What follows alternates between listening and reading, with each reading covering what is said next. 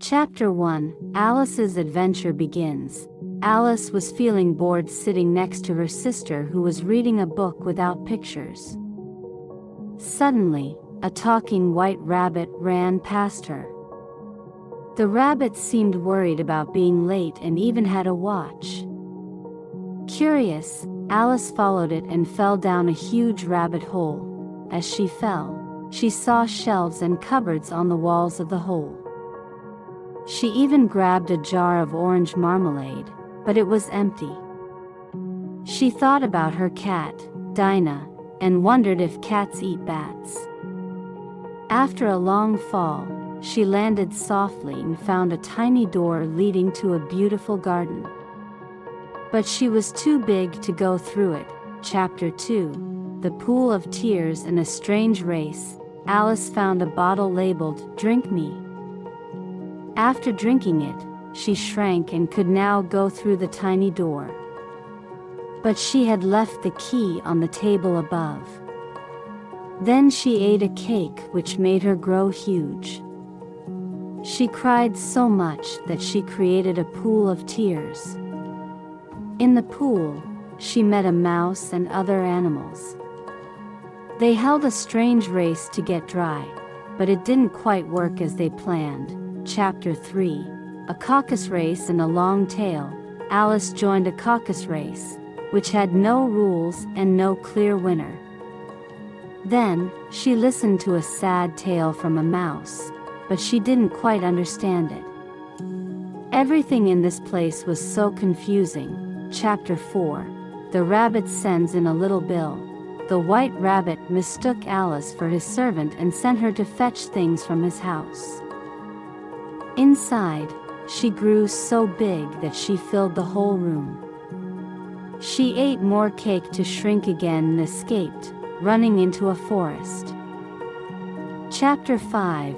Advice from a caterpillar. In the forest, Alice met a caterpillar who was smoking a hookah. He was a bit rude but gave her advice on how to change her size by eating different parts of a mushroom. After some trial and error, Alice managed to get back to her normal size. Chapter 6. A tea party with mad friends. Next, Alice found a tea party with the Mad Hatter, the March Hare, and a sleeping dormouse. They were celebrating their unbirthdays and kept changing places at the table. The party was fun but very, very mad. Chapter 7.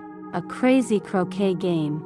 Alice then reached a garden where the Queen of Hearts was playing croquet, but with flamingos as mallets and hedgehogs as balls. The game was absurd, and the Queen kept shouting off with their heads, for no reason. Chapter 8. The Queen's Croquet Ground. During the croquet game, a procession of cards and royalty walked in.